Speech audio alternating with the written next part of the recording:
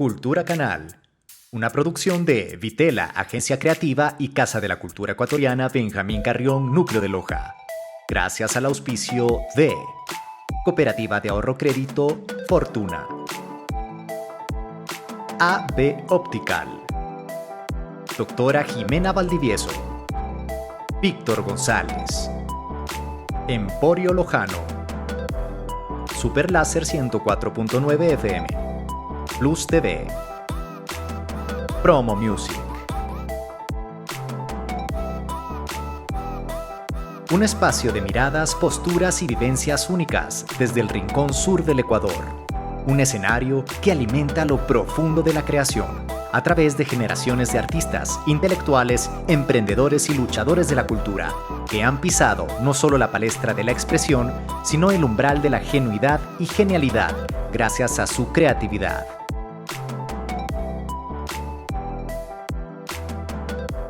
Ha dedicado mente, cuerpo y alma a la música, encontrándose con aquella que recoge lo fantástico de nuestras raíces para fundirlas con nuevas propuestas. Su talento solo puede ser comparado con su don de gente. No solo es un maestro en el accionar de valores humanos, enseña también a nuevas generaciones hambrientas de contenido de valor. Ha fusionado el teatro, la escritura y la música en su modo de vida. Ha recorrido aulas y escenarios de Argentina y Canadá. Creyendo, confiando y buscando en el interior, en este capítulo conversaremos con Iván Salazar. Amigas y amigos, bienvenidas y bienvenidos a un capítulo más de Cultura Canal, un canal de cultura, un encuentro con los artistas, creadores y gestores de nuestra localidad y de nuestro país. En este capítulo me complace estar acompañado de un gran ser humano, de un gran músico, de un gran autor, y se trata de Iván Salazar. Así que esperamos que disfruten esta nueva entrega y que podamos compartir reflexiones y también interactuar. Querido Iván, gracias por aceptar la invitación, por estar aquí en este espacio de Cultura Canal.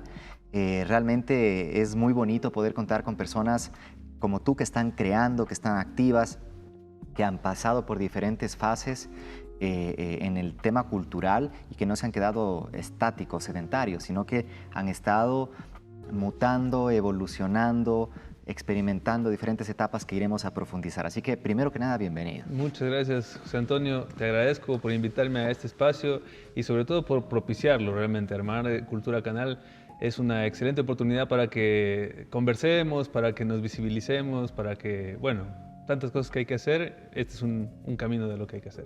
Totalmente de acuerdo. Y bueno, vamos a irlo abordando también desde la parte experiencial. Entonces quisiera un poco, a modo de presentación, que me comentes quién es Iván Salazar, más allá de la academia, de los años, de los títulos, de la edad. ¿Quién consideras que es Iván Salazar? Digamos, yendo hacia el lado filosófico, pues uno es, ¿no es cierto? O sea, cada persona es. Entonces, no hay más respuesta que eso.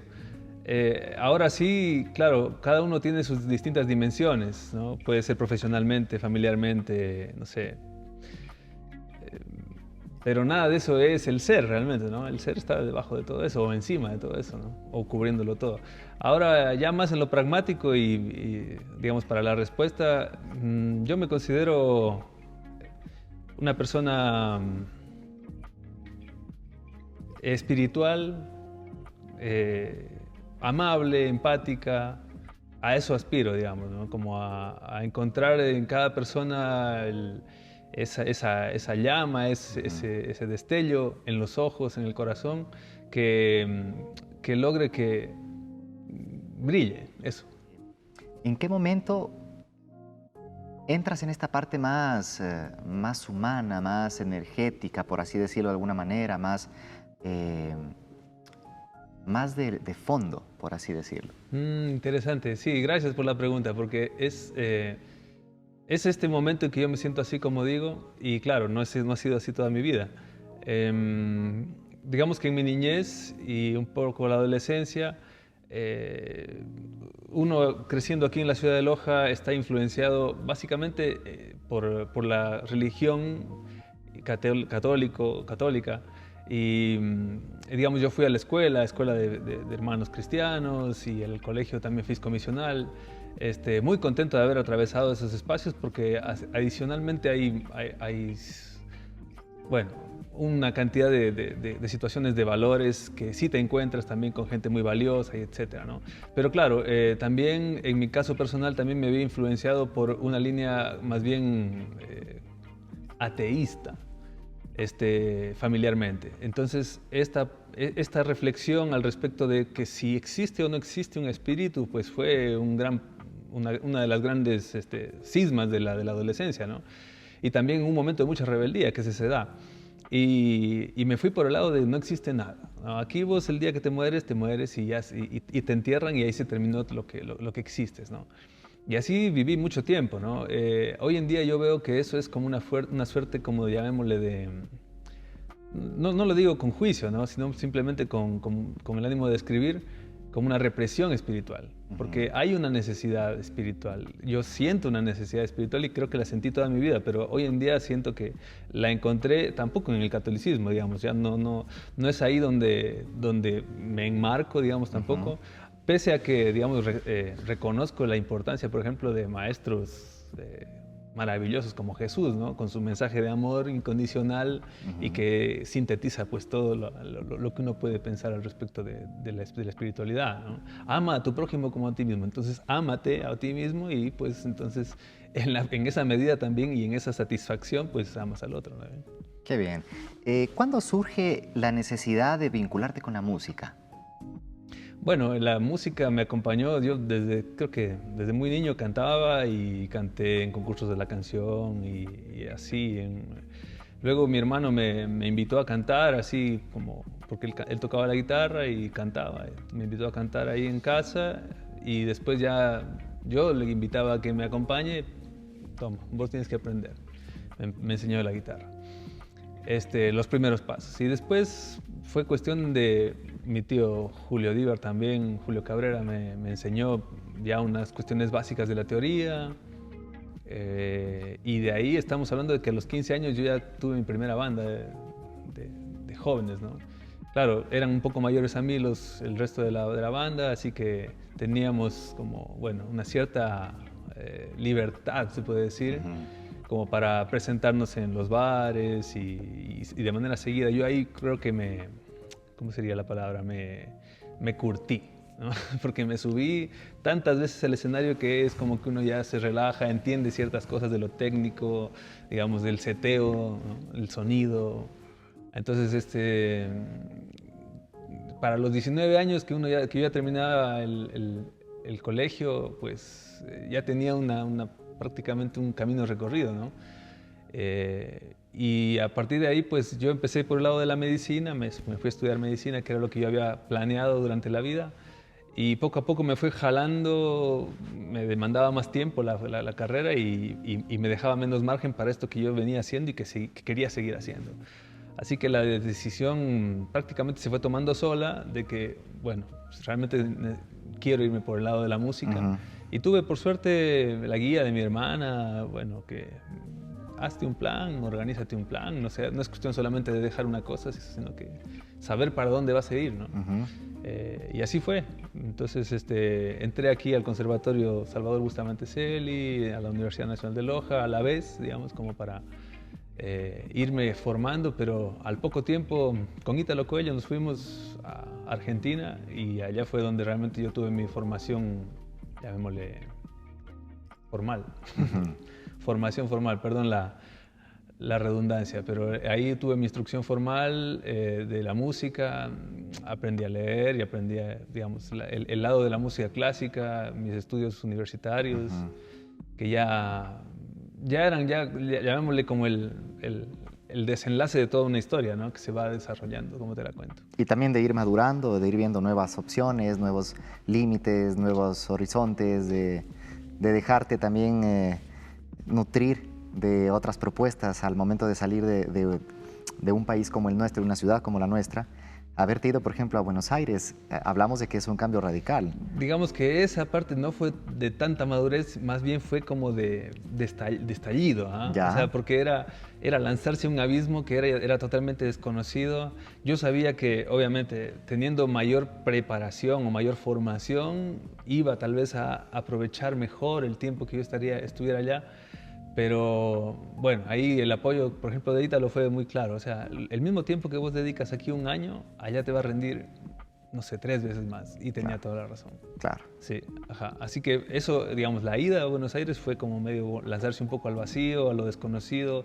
Y también, la verdad sea dicha, es producto de lo que en ese momento era la ausencia casi de opciones. Ujú, Opciones, digamos, de formación, ¿no? ujú. Formación universitaria en artes, formación universitaria en música, necesitabas un título de bachiller en algún instrumento que no lo tenía, te daban, si es que tenías una carrera universitaria, era en educación musical para ser profesor de música, pero no había las cosas que yo buscaba.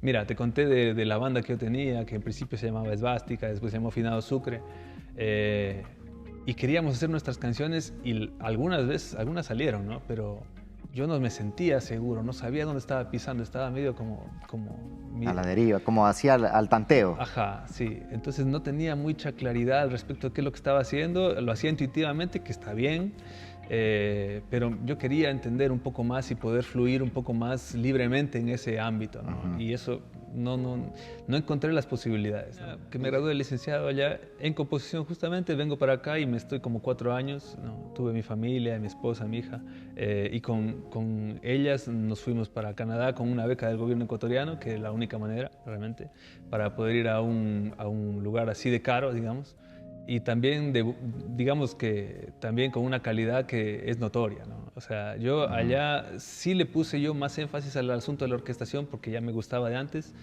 pero porque también había la posibilidad, ¿no? Había la posibilidad de tomarse cursos de pregrado y habían estos cursos de orquestación. Entonces, digamos, a diferencia de lo que yo había vivido en mi formación universitaria, acá era una clase donde vos tenías una vez o 3 veces en el semestre tenías una sesión de lectura. Entonces tus trabajos que vos los tenías así bonitos y sonando en la computadora en el final o en el Sibelius, había gente real tocándolos, ¿no? Y que eso, o sea, te cambia la perspectiva, te cambia Ujú. el oído también, te hace aprender muchísimo más allá de lo que te puedan recomendar y por este lado, por esto de acá, lo viviste, digamos, ¿no? Hablando de este tema de cambio de perspectiva, ¿cuándo crees que rompes el molde y que empiezas a encontrar esa identidad tuya? Yo creo que en Argentina o sea, mejor dicho, no sé si alguna vez estuve dentro del molde, ¿no? La verdad que antes de irme con un gran amigo que hasta el día de hoy soy amigo, es David Eguiguren, que me decía, vos estás como pidiendo a gritos irte para algún lado, me decía, anda, vos necesitas irte, anda. O sea, desde ya antes había una necesidad mía como de conocer más.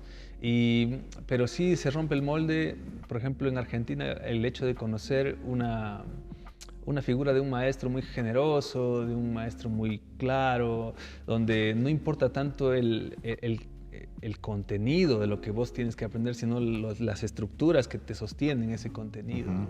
O sea, hay como que te paran un par de pilares fuertes y de ahí es donde vos ya construyes, ¿no? Eh, y como digo, la generosidad, el hecho mm, de no quedarte para empezar en las generalidades, ¿no? De ir a profundidad, ir a los hechos y a los resultados, ¿no? No es solamente aquí vamos a ver lo básico, ¿no? Aquí vamos a ver todo lo que es y ustedes van a cumplir todo el proceso, ¿no? Desde el pensar en la idea, escribirla y tocarla, todo, ¿no? Creo que todo eso fue rompiendo moldes. Y también la verdad es que yo me corrí de la música hacia el lado del teatro allá en Argentina también y eso me sirvió muchísimo para soltar. Había una cosa que era el exceso de pensamiento, que eso yo lo fui detectando como que era una de las cosas que me estaban trabando en el proceso creativo, ¿no? Por eso es que las canciones, yo cuando seguía intuitivamente, pues las cosas iban saliendo y el momento que te pones a pensarlo y a repensarlo y a recontrapensarlo, pues es como que te estás atando las manos realmente, ¿no? Entonces, el poder armonizar el pensamiento con la catarsis o con la intuición, creo que eso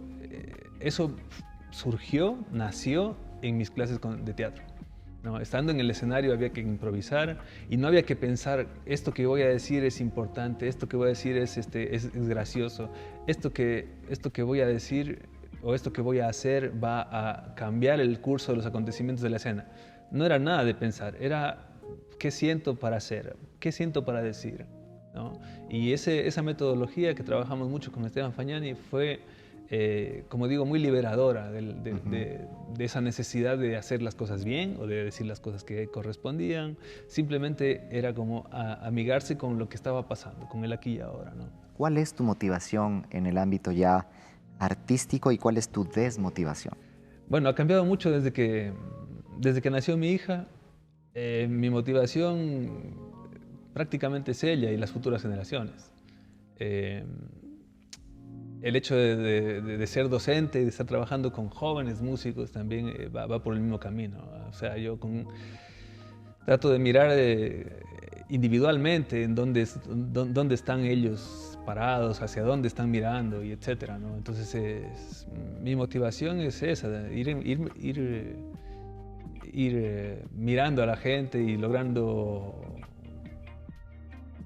que ellos a su vez se miren, ¿no? Porque eso también, muchas veces estamos, llamémosle, abrumados de estímulos hacia el afuera, ¿no? De cómo se ve, cómo se observa, qué es lo que el otro piensa, o sea, mirando hacia afuera. Y hay mucho del mirar hacia adentro que queda como postergado, ¿no? Y yo creo que el mirar hacia adentro es como el centro, justamente, ¿no? El centro de la acción, ¿no? Donde vos estás, obviamente, de cómo vos estés depende cómo actúes también, ¿no? ¿Y cómo ves la vida?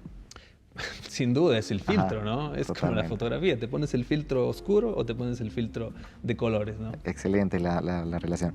¿Y tu desmotivación?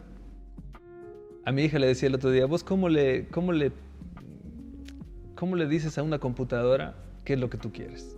¿No? Vos piensas que la computadora son una cantidad de operaciones matemáticas ahí funcionando, ¿no? Pero vos te comunicas allí, digamos, y electrónicas, obviamente, ¿no? Eléctricas y tanta cosa que está sucediendo en ese momento, ¿no? Pero sin embargo, pese a toda esa complejidad, tú te comunicas con la computadora a través de algo relativamente sencillo, que es el lenguaje, ¿no? Entonces tú le dices, yo quiero ver estos dibujitos de aquí y te los muestra, ¿no es cierto?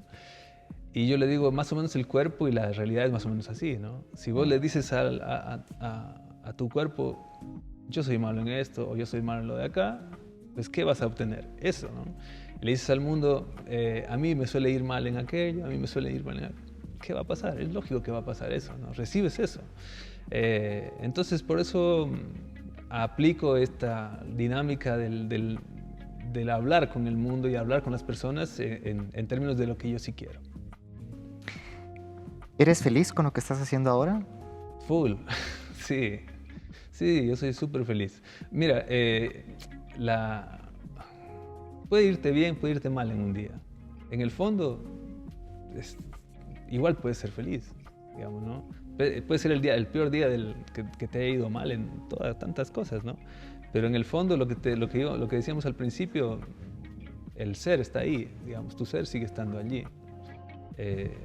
Nada ha cambiado. Entonces, claro, y también visto del otro lado, ¿no?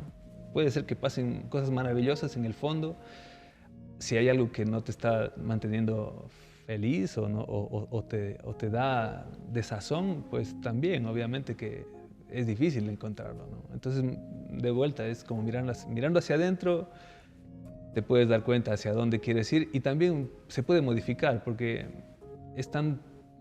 a veces es tan sencillo como decir, bueno, estoy tan mal, me siento tan mal y algo dentro de ti que te diga, bueno, y sonríele a esto también, ¿no? Porque también es parte del aprendizaje y de pronto empiezas a encontrar una luz ahí en el camino. Vamos a meternos un poquito en el tema de la industria musical.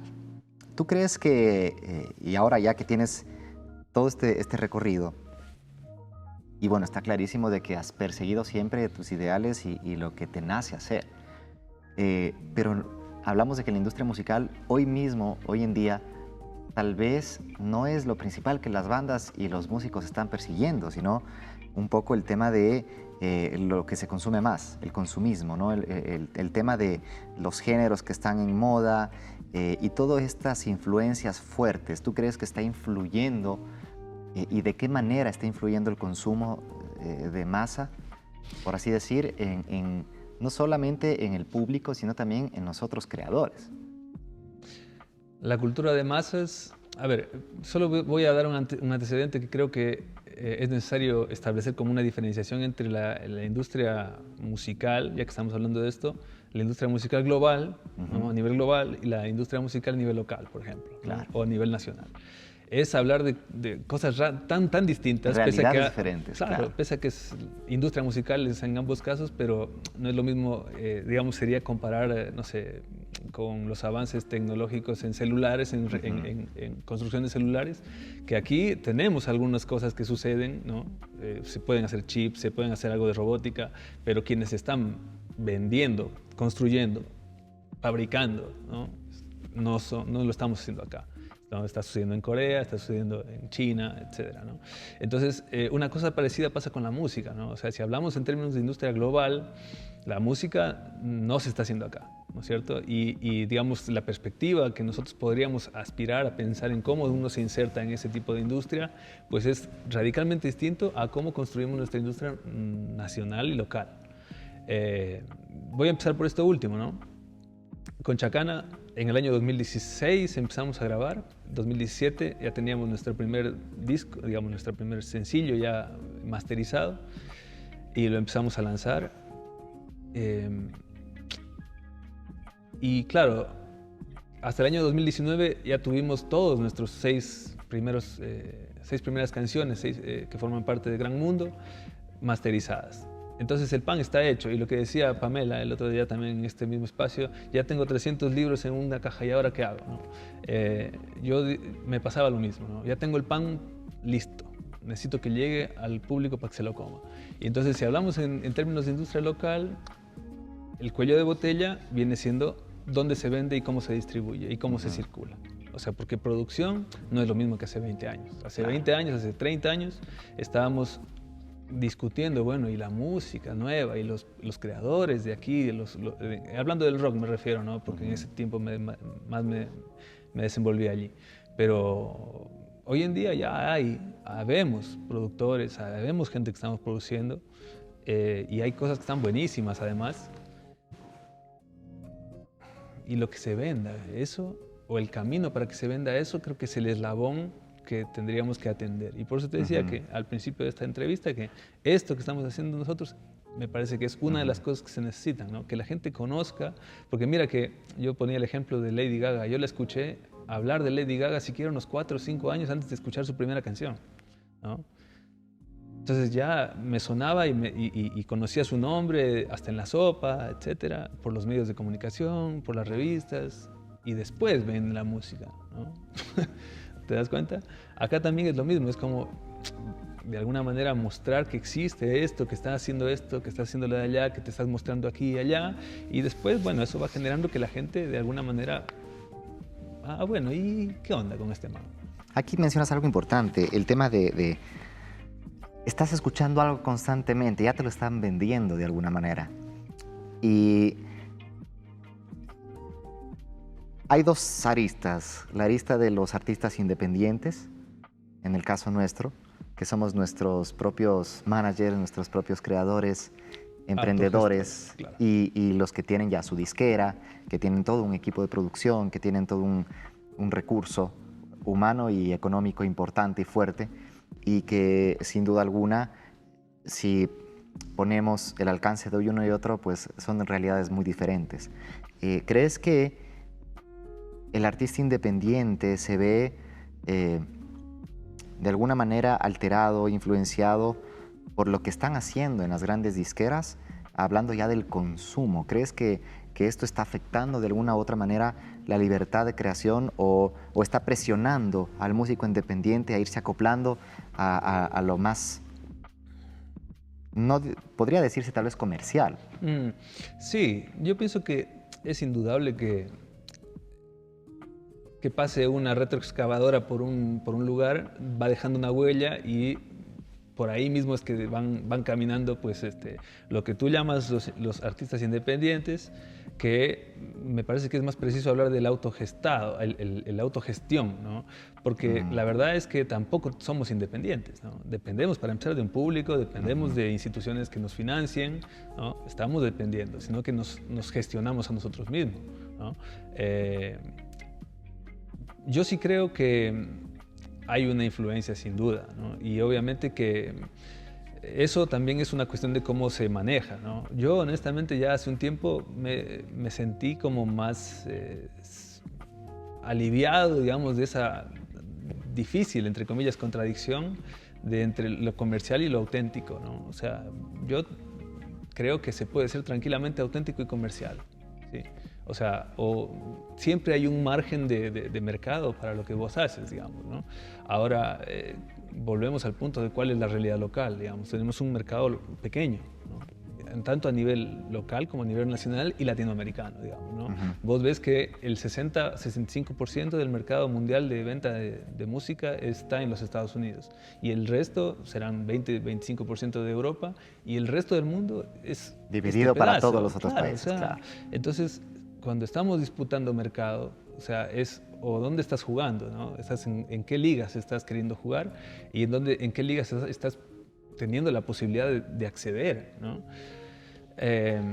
Bueno, yo dentro de la universidad, como docente, también formo parte y dirijo un proyecto que elaboramos con algunos compañeros, un proyecto de investigación, que es el proyecto de creación, producción y difusión de obras musicales en la Universidad Nacional de Loja, en donde lo que buscamos es replicar o, de alguna manera, integrar los procesos de la cadena productiva de la música, pero desde la universidad, ¿no? Entonces, de manera que la universidad y asimismo otros actores fuertes comprendan que, así como las disqueras tienen la posibilidad de invertir una cantidad de dinero que el artista no tiene, ¿no?, en producir y en mostrar y en empezar a hacer conocer eso, pues las universidades o las instituciones, ¿no?, tienen esa posibilidad también a nivel local y que podríamos aspirar a que ese sea un apalancamiento para la industria en general, ¿no? Una opción alternativa a suplir esta falta de recurso y de equipo y de todo lo que implica estar en esto, ¿no? Y te has mencionado algo súper interesante. Es como una disquera proxy, digamos, ¿no? Una proxy disquera, exacto. ¿no? O sea, pero mucho más productiva porque ya estás involucrando el tema educativo con el tema de la práctica y con el vinculamiento interinstitucional, es decir, algo interesante. Pero además es aspirar a cambiar, digamos, a aportar a una matriz productiva basada también en el conocimiento, ¿no? O sea, porque el conocimiento sí es la matemática y la robótica, obviamente, ¿no?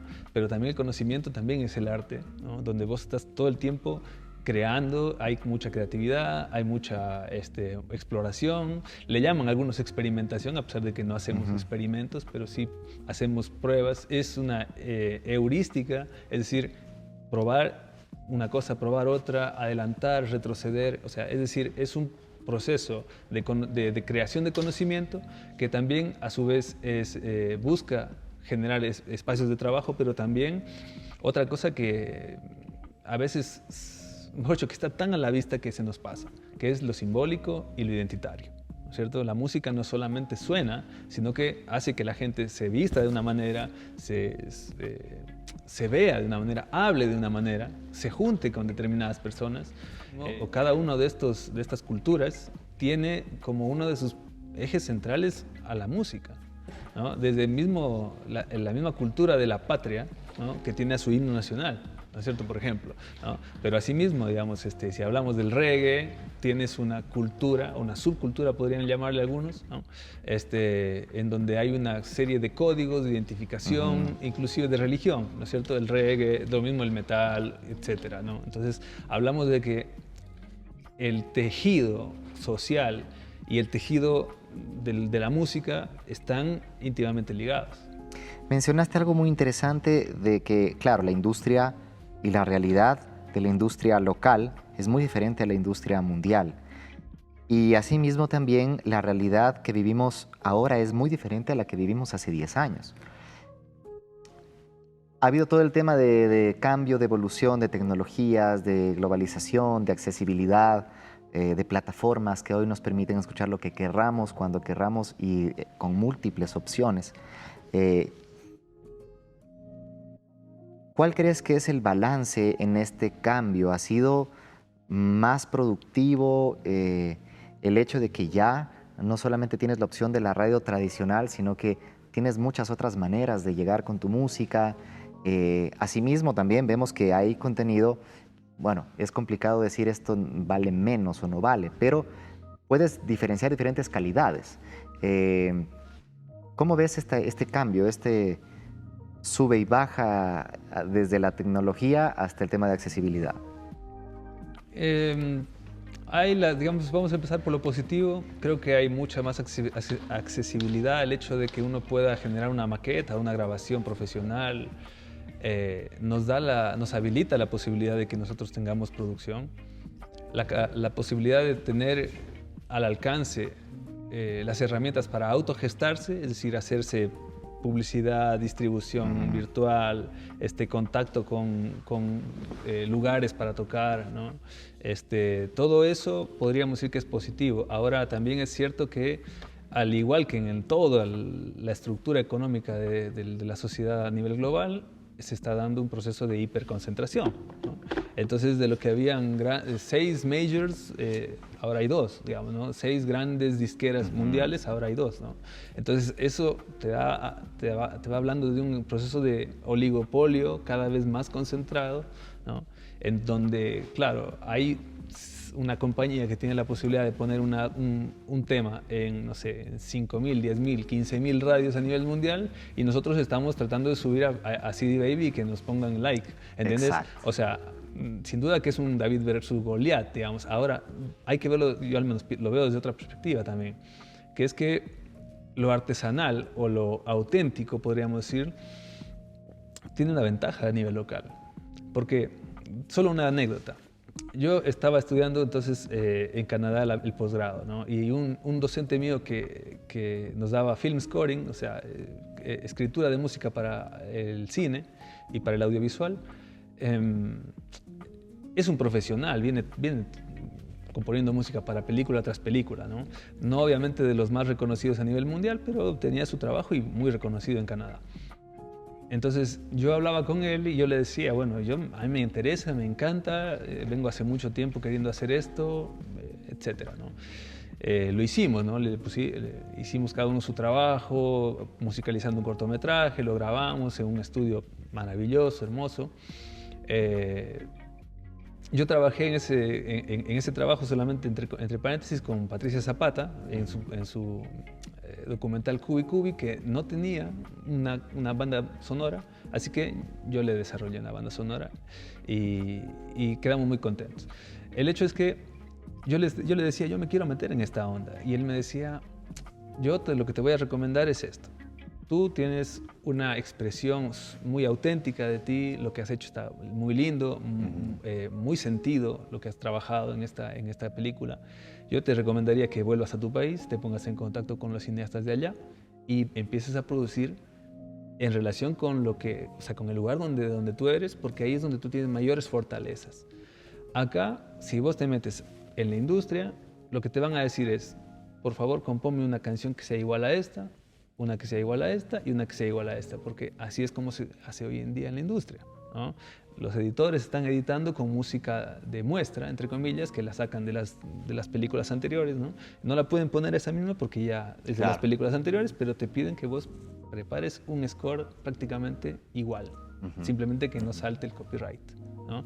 Entonces, tu libertad está así, ¿no? Y lo mismo en la industria de la música, el pop. Yo supongo, tampoco no estoy metido ahí, pero de lo que se avanza a ver es que tienes como un formato, ¿no? Entonces, vos métete al formato, no te vayas a correr del formato, ¿cierto? Entonces, ¿qué nivel de expresión hay allí o qué nivel de autenticidad hay allí? Yo pienso que ahí sí debe ser difícil, ¿no? Como correrse del lugar. Debe ser más difícil correrse del lugar. Acá tenemos la ventaja de que nuestra industria, entre comillas, porque no lo llega a ser una industria, sino es una artesanía que tenemos a nivel local de la música, podría ser un potencial, ¿sí? Que nosotros tenemos un contenido que sale de lo auténtico, ¿no? Tenemos la libertad de hacer, si queremos mezclar choclo con mango, no hay ningún lío, no tenemos ningún lío en ese sentido. Obviamente que después encontrar el nicho de mercado para eso, claro, esa es la parte compleja, ¿no? Esa es otra historia. Pero eso es lo artesanal, en eso consiste lo artesanal, en que encuentres tu nicho de mercado, porque lo va a ver, digamos, ¿no?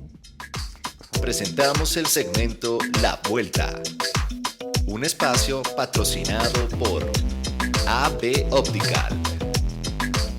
Bueno, estamos ya aquí en el segmento de la vuelta. La gente de AVE Optical se ha portado muy bien. Entonces estamos aquí, bueno, bien engafados, bien engafados. Vamos a conversar un poco. ¿Cuál es tu música favorita? Yo diría que el reggae y el funk, por ahí podríamos decir. Oye, y hay una canción de ustedes que a mí me encanta, que es... Ah, qué bien, sí. A Marisa le gusta la pizza, le gusta la salsa con pimentón. A Marisa le gusta la pizza, no va a quedar tranquila sin su porción. El show más inolvidable que hayas tenido. En Canadá se tocó una obra mía antes del concierto de Bobby McFerrin. Ver algo escrito por Tito y ejecutado por otros. Claro, o sea, y además en un contexto ahí que... Y en otro país, con otros músicos. Sí. ¿Tu comida favorita? Sí, me gusta el pescado. Yo soy amante del repe, pero realmente creo que Con el que más chocolate. me gusta es la humita. Crocantita Sí. los filos, si es posible, Asadita. por los 4 lados, hacerle los 4 lados y que salga. Sí, Y si sí. se desarma no importa, la aplastas y lo haces, te sale una arepa de humita. ¿Te gusta la lectura? Me encanta. ¿Libro favorito? Mi libro favorito había sido El ensayo sobre la ceguera, de José Saramago. ¿Cuál es el lugar que más te gusta de Loja? La Huerta es creo yo, el bar más lindo que puede existir. No sé en dónde, pero al menos en Loja sí. ¿Y cuál es el lugar de Loja que no te gusta? Churro, es el botadero de basura, hermano. Palabra lojana más particular según tu criterio. Ahoritas. Ahoritas. Es bien, bien particular. ¿Qué crees que es lo que hace a lojano particular en otros lados? Identidad transhumante, decía, creo que era... Stalin Alvear, Me parece que él era, ¿no es cierto? en su libro Trashumantes. Conozco lugares donde la gente no se plantea moverse de su lugar en toda su vida. ¿Cuál es el personaje que tal vez más te ha impactado? Por ejemplo, Jesús. uno de los Jesús, claro. Jesús es el primer ser humano que viene a defender a una mujer prostituta, ¿sí? de que la apedreen. Le lava los pies, ¿sí? O sea, está todo, no hay ningún juicio al respecto de ella o de su accionar. O sea, en muchos sentidos es un gran maestro. ¿Te gustan las películas? Antes me gustaba más Matrix. Matrix. Pero ya le encontré que ahí hay un problema con Matrix, que es que lo ve a las máquinas, las ve como el enemigo. Y yo no las veo con las máquinas como el enemigo, ni la inteligencia artificial. De aquí de Loja, ¿eres panero? Durante toda mi vida comí pan, me ha encantado, me encanta el bollo, me encanta la empanada, pero no puedo comer más pan. No puedo comer más pan porque no me hace bien. No, a Me ninguno sienta nos mal. hace. Y pasados los 30, hasta nadie le hace bien el pan. O sea, Peor si es con un vaso de leche. directamente. No. No. El hecho de que el ritmo de producción se ha ido acelerando, estamos como en espiral, ¿cómo influye eso en quienes estamos haciendo esto que decías, ¿no? ¿Cómo ha afectado el tema de la permanencia cuando tienes este ritmo que está ahí? ¿Crees que está afectando? Es como mundos paralelos, digamos, en realidad, ¿no? Porque yo creo que la gente que escucha al artista local, no sé si lo mete dentro de la misma lista, Playlist. claro, de todo lo que escucha en el cotidiano y que viene del mercado global. O sea, hay como un consumo del mercado global y un consumo local, nacional, digamos, como un poco diferenciado. Me aventuro un poco a decirlo así, digamos, ¿no? Porque creo que también para el público que realmente escucha o que se interesa por lo nacional, es porque hay algo que le está llamando en esa música, ya sea que lo identifica mucho o porque realmente hay una cuestión de conciencia al respecto de que buscar a nivel local también le hace bien, digamos, a sí mismo y a todo el sistema. Pero sí, yo creo que, o sea, la vorágine de la producción, digamos, es como lo dijo Jorge Drexler, ¿no? Dice, data, ¿cómo se bebe de una catarata, digamos, ¿no? O sea, hay tanto que está ahí cayendo de la catarata de información que no hay cómo beber, digamos, ¿no? creo que no me siento autorizado como para poder establecer una conclusión de cómo eso nos afecta. Puedo decir, a mí en lo personal, no le sigo mucho el pulso, digamos, a la industria, digamos, global, ¿no? Gracias a mis estudiantes yo estoy como percibiendo y les pido justamente que muestren cosas que ellos están escuchando, de manera como estar un poco midiendo cómo está la situación, ¿no? Y me encuentro con cosas buenísimas realmente. Yo agradezco eso y es una de las cosas que totalmente se cumple, esto de que todo el mundo aprende en un proceso de educativo, ¿no? Ellos tal vez conocen algunas cosas sobre cómo se usa la armonía, de cómo yo las entiendo, pero yo realmente aprendo de ellos qué es lo que están escuchando ellos, ¿no? Y cómo lo escuchan. ¿Cómo evalúas el tema del consumo local?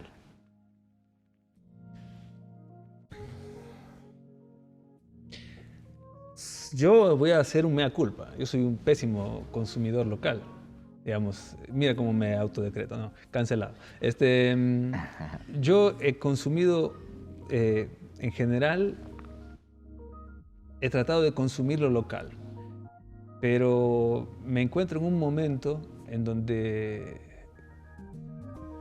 miro muy para adentro, tengo mi vida un poco, llamémosle, también la pandemia contribuyó a un poco a establecerme un poco como separarme de lo que estaba sucediendo, y la verdad que últimamente no he participado mucho de la dinámica de lo que está sucediendo en Loja de manera presencial, sí de manera virtual, ¿no? Escucho la propuesta que tú tienes de Rojo 7 y de los panas de Jaguarsónicos, así, estoy ahí pendiente, ¿no? de lo que está sucediendo de manera virtual, así que creo que, si es que, digamos, para mirarlo de esa perspectiva, creo que hay o sea, la pandemia dio esta perspectiva de que había una posibilidad de un consumo remoto, ¿no? Y ese consumo remoto no va a desaparecer.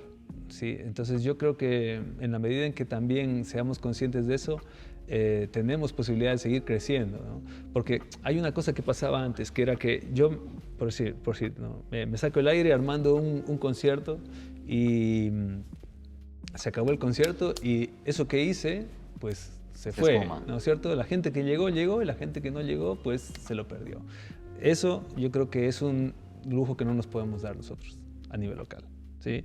O sea, todo lo que se monte, ojalá todo pueda ser registrado y grabado y producido, o sea, de manera que vos tengas material y material y material. Y lo digo a nivel, digamos, de la autogestión, pero también lo digo a nivel también institucional, ¿no? Sí. O sea, porque es donde más fuerza hay para desarrollar eso, ¿no? Y el equipo humano y técnico para hacerlo, ¿no? ¿Crees que es funcional el sistema de cartelera que manejamos en nuestra ciudad, tomando como referencia que cuando vas a capitales un poco más culturales a nivel mundial, encuentras que tal vez una obra tiene un récord Guinness de que va haciendo 400 funciones seguidas y a pesar de que puedas tener 3 personas, pero sigues presentando algo, hasta de cierta manera tratar de inyectar y crear esa necesidad de un público y claro, tampoco digo que vamos a tener aquí obras que nos duren años, pero sí, ¿por qué no pensar en que una obra que se ha trabajado durante tanto tiempo y esfuerzo y recursos pueda estar más de una noche, ¿no? De que la gente pueda disfrutar, porque cuando es un mercado pequeño hablamos de que también una pequeña circunstancia en nuestro medio puede afectar la asistencia, la presencia en un determinado evento. Entonces, ¿crees que podría funcionar, cambiar la modalidad de cartelera o una mejor comunicación para que no exista una división de públicos?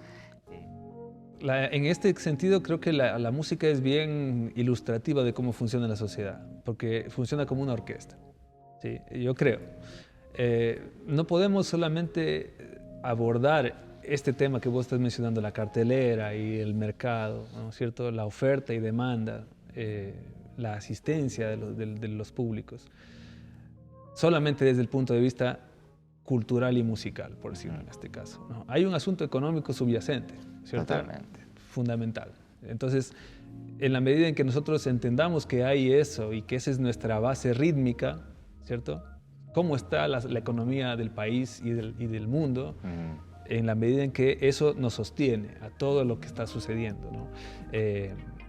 Después, si lo pensamos desde una perspectiva nos damos cuenta de que las instituciones, a su vez, cumplen roles como de familias instrumentales. Pueden cada una vivir de manera independiente y hacer lo suyo, pero juntas generan realmente una obra maestra, se puede decir, ¿no?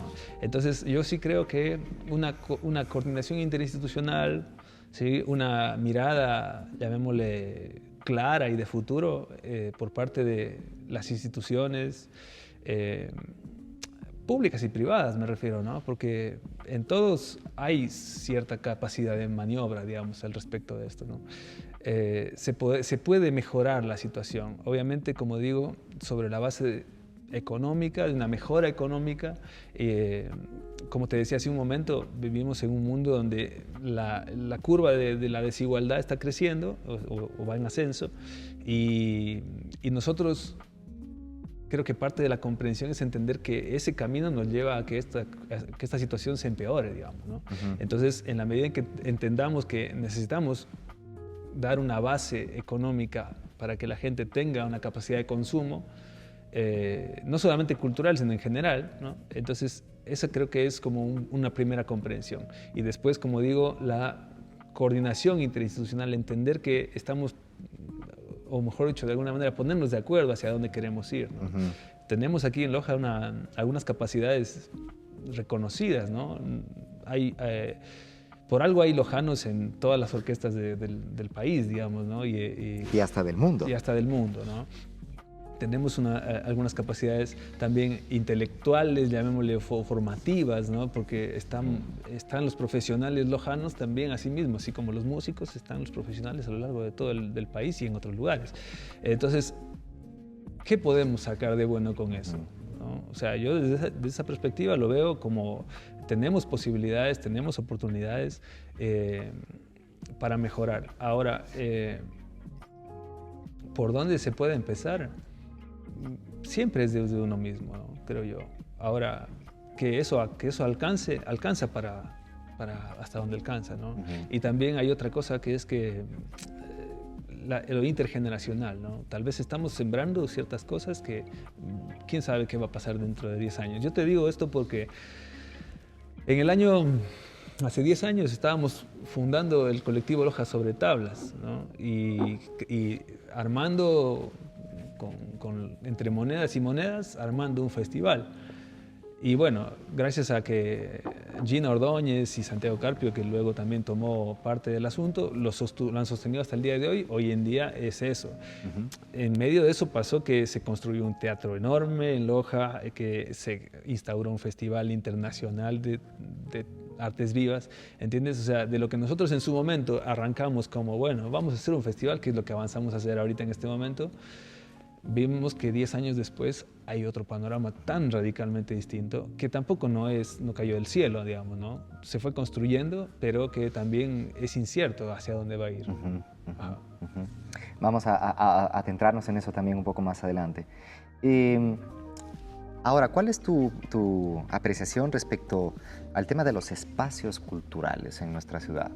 ¿Cómo los ves?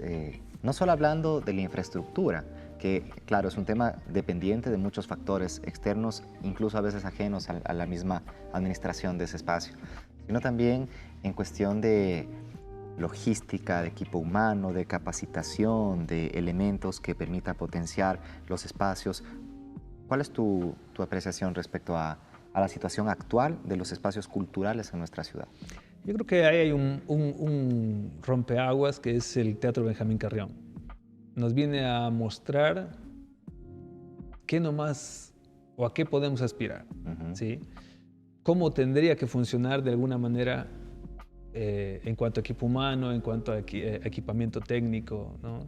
Con errores y problemas como que puede haber en todo, ¿no? Y que hay en todo, pero que siempre uno no puede esperar que no haya problemas. En las familias hay problemas, claro, ¿cierto? Entonces no es que haya o no haya problemas, es cómo los gestiono, ¿no? Cómo los administro. Y eso es parte, digamos, de una mirada, digamos, ¿no? Creo que el municipio, yo soy de la idea realmente cuando lo pienso y cuando uno lo piensa, la cantidad de actividades que tiene el municipio a su cargo, que solamente pensando en agua potable, en recolección de residuos, en manejo de vías, ¿cierto? O sea, tránsito. Ya ahí tienes 3 grandes cosas que una institución tiene que manejar, pues, ¿no? Además está ordenamiento territorial, o sea, hermano, dime si no es una cosa muy difícil de llevar a cabo. Dentro de todo eso está la cultura, ¿no? Y además yo creo que es como el gran actor que yo aspiro a que entre a trabajar por la cultura. Y digo entre en el sentido de que así como la Casa de la Cultura tiene su fondo permanente de difusión de creaciones musicales, Tulio Bustos Cordero, también el municipio tenga sus fondos permanentes para poder generar un dinamismo en el ámbito de la cultura, ¿no? Que nos permita tener una cantera realmente, una cantera real, ¿no? Porque ahora es como medio como la beta de la mina, ¿no es cierto? Uno puede empezar a darle y se lleva unos pedacitos de oro y los va y los vende. Pero realmente el aprovechamiento y la sistematización de ese aprovechamiento creo que está pendiente todavía.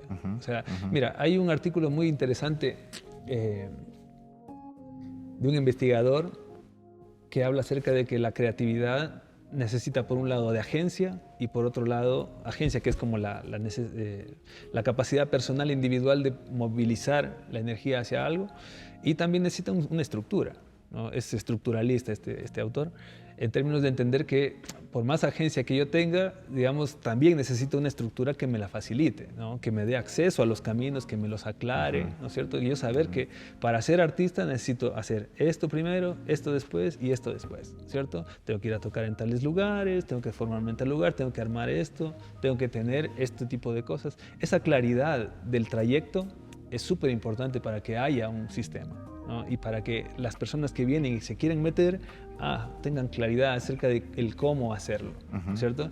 Eso es el cómo hacerlo. Y después la accesibilidad, o sea, porque si es que esos espacios los conozco, pero están en Quito solamente, pues también hay una dificultad enorme, digamos, ¿no? Entonces tiene que haber aquí los espacios, la accesibilidad y la claridad de trayectorias.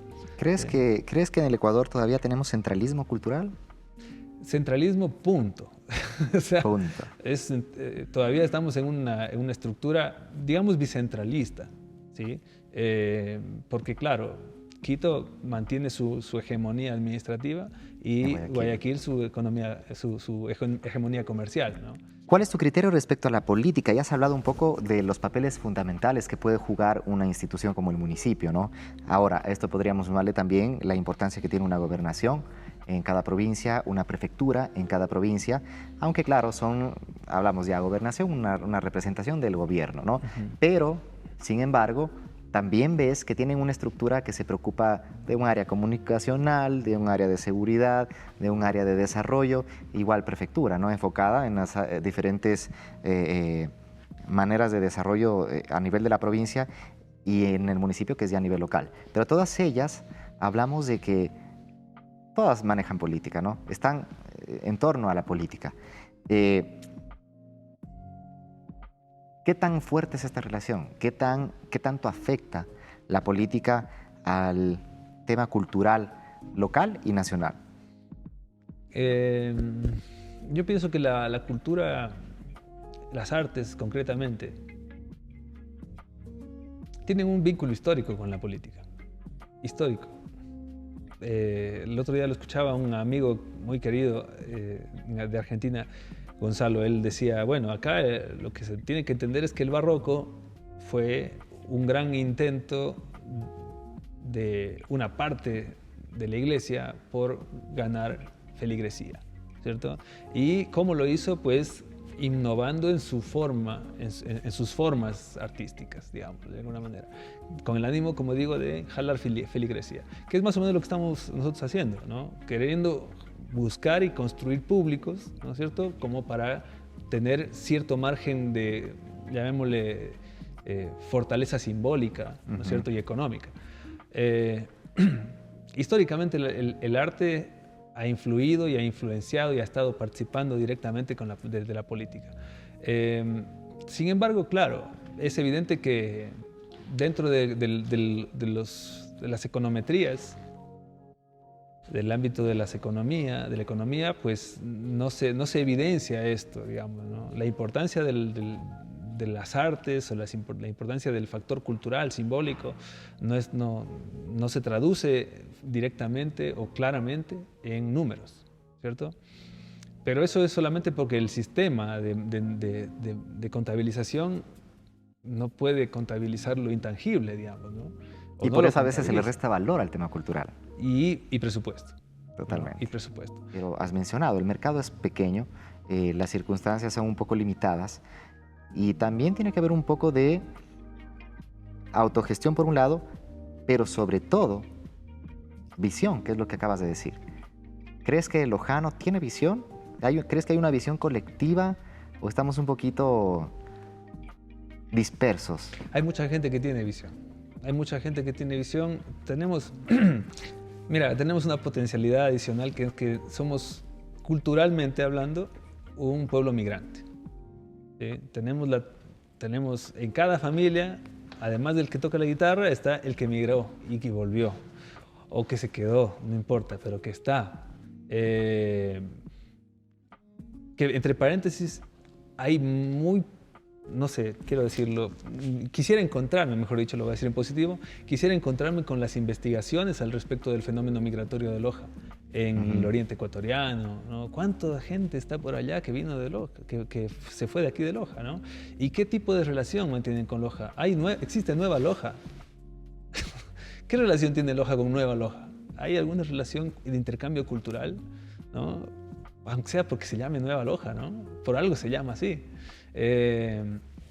Bueno, entre paréntesis eso, ¿no? El asunto de la importancia y la visibilidad de los sectores que han migrado y que migran desde aquí de Loja y el contacto. ¿Cómo vive la migración de lojano en otros lugares? Hay asociación de lojanos en Ambato, hay asociación de lojanos en Quito, ¿entiendes? En New Jersey, en Madrid. Ya, entonces Sí. todo eso es una potencialidad. ¿Por qué? Porque estamos hablando de ideas frescas, nuevas, ¿no? Que la gente va, trae, vuelve, implementa, algunas funcionan, otras no funcionan, ¿no? Pero al menos en lo que tiene que ver con visión, somos un pueblo que tenemos una visión, tenemos la posibilidad de construir una visión. Hay algunas desventajas que es como, no sé, podríamos decir que es difícil ponerse de acuerdo muchas veces, hay mucha rencilla, sí, es cierto. Pero yo también creo que es parte de una vieja escuela, podríamos decirlo, y aspiro a que lo sea, ¿sí? O sea, lo que quiero decir con esto es que aspiro a que las nuevas generaciones vayamos comprendiendo y calmando Las pasiones. Claro, actuando con el corazón, no con la pasión, como dices, ¿no? Entendiendo que pues construimos algo por el bien de todos, ¿no? De todos y de los Wambras que también están por venir, ¿no? Bueno, y entender que siempre el lema de la unión hace la fuerza es verídico. Vemos el ejemplo de otras industrias, tú estuviste en Argentina, y vemos que primero es una de las capitales musicales, y no solo musicales, sino visuales, en el tema de toda Latinoamérica. Igual tenemos Colombia, Bogotá, tenemos en México Madrid y evidentemente Estados Unidos, que es la meca de producción, ¿no? Pero en este sentido hay un asunto de saber que podemos tener una colectividad mucho más unida, de cierta manera, para que las cosas se faciliten. ¿Crees que falta un poco de comunicación, tal vez?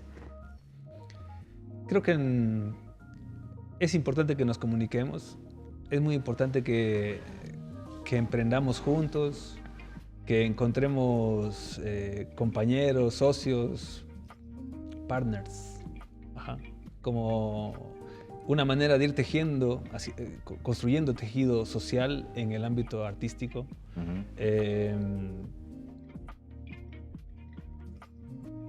Habrán iniciativas que triunfen y habrán iniciativas que no triunfen, pero lo que no puede haber es iniciativas que no se hagan. ¿Qué implementarías tú en las políticas públicas para cambiar, para bien, evidentemente, la realidad actual? necesitamos una estructura económica distinta. Es indudable, ¿no? Necesitamos una estructura económica donde haya posibilidad de producir, donde haya crédito, ¿sí? Donde el capital fluya como lo que es una energía, es una sangre que alimenta. Si hablamos en términos de que la sociedad fuera un organismo, que yo creo que lo es, el dinero es la sangre, ¿sí? Muchas veces, y esto se ve bastante en el sector artístico, cierta animadversión con el dinero, con el pensar en el dinero, con administrar el dinero o con el ganar el dinero inclusive, ¿no? Yo no creo que eso sea, digamos, constructivo, porque es como decir, es como, ¿cómo diríamos? El dinero es una energía recontra pura, ¿sí? Después, ¿qué hago yo con ese dinero? ¿Por qué? Porque es una energía pura, porque con el dinero puedo hacer lo que yo sueñe, ¿cierto? Está en mí ya la decisión de qué es lo que yo elijo hacer con ese dinero, ¿sí? Y como digo, es como la sangre, porque la cadena de valor es eso, ¿no? Yo gano un dinero, le pago a la otra persona que me hace un servicio, esa otra persona le paga a la siguiente y esa otra persona a la siguiente. Y es lo que nos conecta, a fin y al cabo. Y sigue dando vueltas. Y eso permite que todos hagamos lo que nosotros necesitamos hacer por el otro, ¿no? Y que todos salgamos ganando. Entonces, ahora, ¿qué pasa si es que la sangre se acumula solamente en un lugar y no circula? Se pudre, ¿no es cierto? Y no permite que el resto del sistema viva. Entonces ahí hablamos nuevamente de concentración de la riqueza. Entonces mecanismos de circulación, como digo, el crédito barato para que nosotros podamos emprender, podamos comprar equipos, podamos generar mecanismos de transferencia de conocimiento, emprender en proyectos, etcétera, ¿no? Circular, ¿no? Hacer giras, o sea, tanto que se puede hacer con un sistema de crédito, hermano. ¿Entiendes? Si fueses ministro de Cultura, ¿qué es lo primero que harías? Yo empezaría, creo yo, por estructurar el sistema de formación en artes. O sea, estructurarlo como corresponde. Porque no digamos, mira, aquí tenemos el Conservatorio Salvador Bustamante Celi, uno de los semilleros históricos de la música de Loja, que depende del Ministerio de Educación,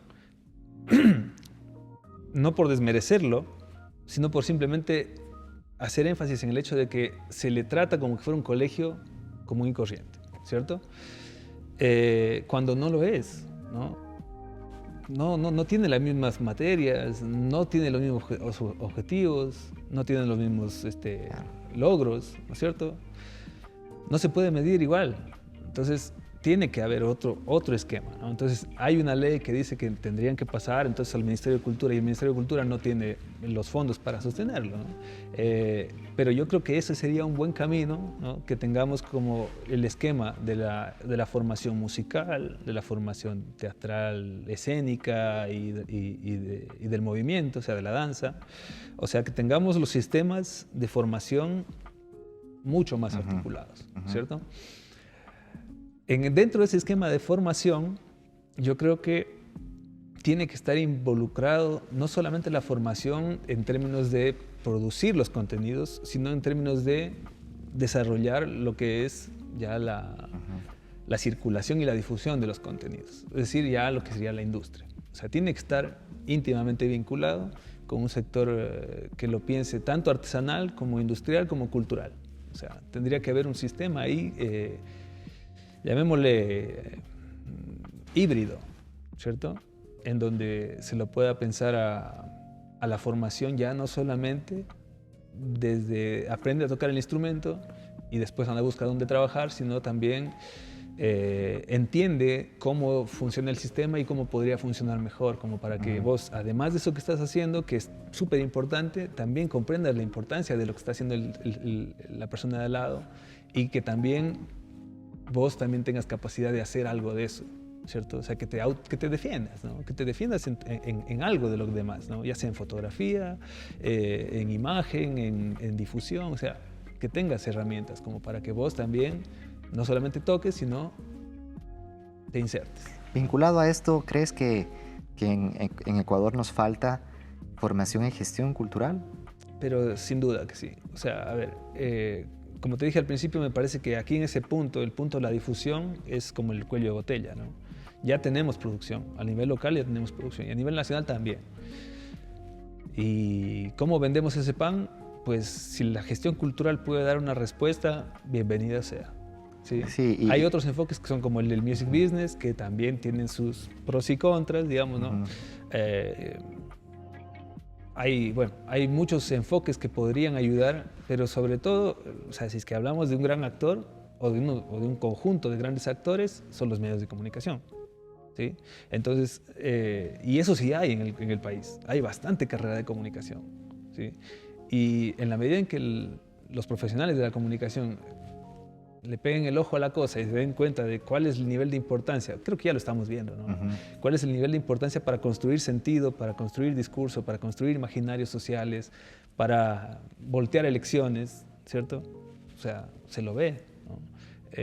Hoy en día son grandes actores de la sociedad, los medios de comunicación, y en la medida en que tengamos a un sector mediático, llamémosle consciente, ¿no? de ese poder y coherente, consecuente con ese poder, me parece que tendríamos otra historia.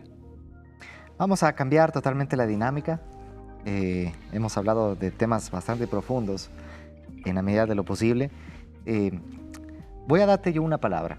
Tú me vas a responder con otra. Lo primero que se te venga a la mente, ¿no? Canadá. Naturaleza, Festival. sueño cumplido, Política. compleja, Familia. la alegría, Orquesta. armonía, Alegría. el día a día, Satisfacción.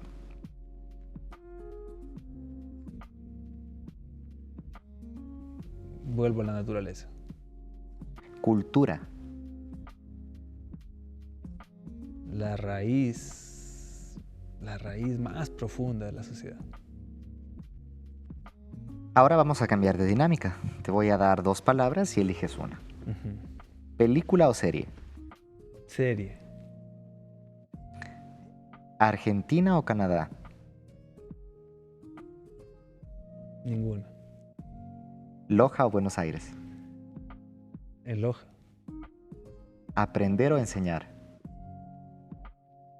es lo mismo, son lo mismo. ¿Religioso o espiritual? Espiritual. Sí, esa no es una disyuntiva, ¿eh? Mm, Porque se puede también ser religioso y ¿Sí? espiritual. Sí. ¿Soledad o ruido? Si es que es el ruido de mi guagua riéndose, es ruido, pero el ruido de la ciudad, no, gracias. ¿Mar o vertiente? Ambas, ¿Intuición o razón? ambas. Es que son complejas, son complejas. complejas. ¿Éxito o fama? Felicidad. Bueno, estamos ya prácticamente en la recta final. Me gustaría ya que me comentes un poco cómo te visualizas a futuro. ¿Cómo ves a Iván en 5 o 10 años? Aspiro que familiarmente mi familia haya crecido, tener al menos un niño más o una niña más. En lo profesional aspiro a poder afianzarme en el ámbito académico y seguir investigando desde la producción de la música y seguir creando.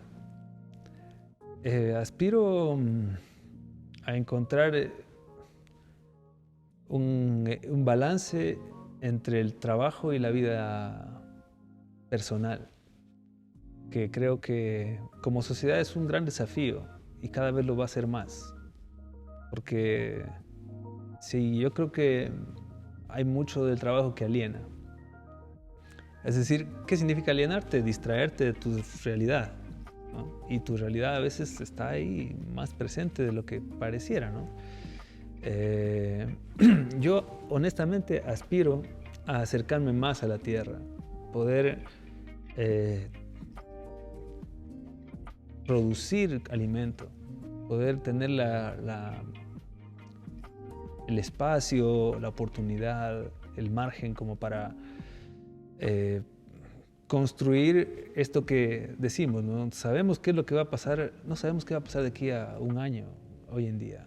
No, vemos que hay una situación global desafiante y que cada vez hay nuevos retos y nuevos aprendizajes que tenemos que sacar. Entonces, honestamente creo que hasta donde yo avanzo a ver, creo que hay una necesidad de que nos reconectemos con la tierra, que nos reconectemos con nuestras capacidades de consumir cosas que nosotros mismos producimos, porque lastimosamente el enfoque industrial, tanto a nivel farmacéutico, a nivel alimentario y a nivel artístico, realmente ha logrado degradar cada una de sus esencias y hoy en día constituirse solamente un aparato mercantil. Me veo así, conversando contigo, conversando con la gente y regocijándonos por los grandes avances que hemos visto. Porque si algo he aprendido, hermano, es a que lo que tú sueñas es lo que tiene posibilidad de suceder, ¿sí? Si no lo sueñas, no tiene ni siquiera la posibilidad de suceder. Entonces, mientras más fino hiles en tu sueño, es más posible, ¿no? Si quieres conseguirte ese carro, piensa qué marca, piensa qué color, piensa cuánto quieres que te cueste y eso es lo que vas a conseguir, porque lo vas a buscar, lo vas a construir, ¿no? Entonces, yo sí me veo también de otra manera y eso sueño, porque no es algo que esté haciendo, que haya venido haciendo en los últimos tiempos, más interconectado con colegas como tú, o como Gustavo, y como otros de aquí, de las localidades y a nivel de otras latitudes, construyendo cosas, construyendo y contribuyendo a dar dinamismo y a que haya intercambios con Argentina, que yo tengo ahí la gente con la que sigo en contacto, y ahora con Colombia, que está en otro momento histórico, y aspiro a que este proceso pues se vaya tejiendo. Aspiro yo, bueno, tal vez eso ya sea para 10 años, ¿eh? Aspiro a que ahí tengamos una red latinoamericana de las artes. ¿Cómo te gustaría que te recuerde la gente cuando ya no estés? Yo quisiera ser recordado como una persona que es capaz de tener compasión. La compasión es la pasión por comprender, ¿sí? La pasión por entender a la persona, incluso al que se equivoca, incluso al que hace cosas que me afectan, ¿no? Capacidad de comprender a esa persona y aunque no me guste, aunque no sea lo que yo haría, pues respetar, aceptar y de alguna manera lograr que el mundo sea mejor de esa manera. Bueno, hemos llegado a la parte final. Te agradezco muchísimo. Creo que ha sido una conversación muy rica en varios temas. Ha habido un intercambio interesantísimo. Desde ya, siempre deseándote los mejores deseos a nivel personal, profesional, espiritual, siempre deseando lo mejor. Y estoy seguro que la gente que nos ha estado viendo ahora mismo ha disfrutado de esta plática. Hemos estado con Iván Salazar. Ya han visto todo lo que ha tenido que compartir, su honestidad y todos estos puntos que nos han permitido reflexionar. Y agradecerles también por estar en este proyecto que es Cultura Canal, un canal de cultura, un encuentro con artistas como Iván, creadores, gestores de nuestra localidad y también a nivel nacional. Creo que también en atención a a lo que yo veo aquí en mi localidad, ¿no es cierto?, en Loja y en mi país, hay una gran búsqueda, ¿no es cierto? El artista siempre está buscando encontrarse. Solamente quiero compartir una experiencia que tuve justamente con un profesor que me habló acerca de la originalidad. Me dijo, la originalidad fue sobrevaluada, sobre todo durante el siglo XX, ¿sí? Porque se pensaba que la originalidad tenía que ser el hacer cosas nuevas, algo que nadie haya hecho en la vida, ¿sí? En realidad la originalidad, él decía, y me cayó al pelo, dice, es ser fiel a ti mismo, ¿sí? Porque no existe en el mundo otra persona con las mismas influencias que tú, que haya crecido de la misma manera, que haya gustado de la misma manera, que escriba de la misma manera o que haga lo que haces tú de la misma manera. Entonces, en la medida en que tú seas fiel a ti mismo, estás siendo original porque no va a haber nadie igual que tú, ¿sí? Y esa es la manera en que vos también vas a tener un sonido que sea como tú, porque nadie va a hacer un sonido como tú. Eso va dirigido sobre todo a los colegas artistas, ¿sí? Porque a mí me sirvió y en mi corazón fue como sacarme una mochila tremenda que yo había tenido durante mucho tiempo, que era como de, ¿y ahora qué hago? ¿Por dónde lo busco? ¿Cómo malabareo esta cuestión de la creación para conseguir lo que la gente pide, que es originalidad? Pues considero que es la autenticidad con uno mismo. Qué mejor mensaje para cerrar. Gracias. Genial, genial, genial. Gracias, Iván. Pues nos vamos a quedar tomando ahora sí nuestro café. Y pues nada, nuevamente ha sido un gusto de que estés aquí. Felicitaciones, hermano. Gracias por este espacio. No, a ti. Muchas gracias. Un espacio de miradas, posturas y vivencias únicas desde el rincón sur del Ecuador. Un escenario que alimenta lo profundo de la creación a través de generaciones de artistas, intelectuales, emprendedores y luchadores de la cultura que han pisado no solo la palestra de la expresión, sino el umbral de la genuidad y genialidad gracias a su creatividad. Cultura Canal, una producción de Vitela, Agencia Creativa y Casa de la Cultura Ecuatoriana Benjamín Carrión, Núcleo de Loja. Gracias al auspicio de Cooperativa de Ahorro Crédito Fortuna,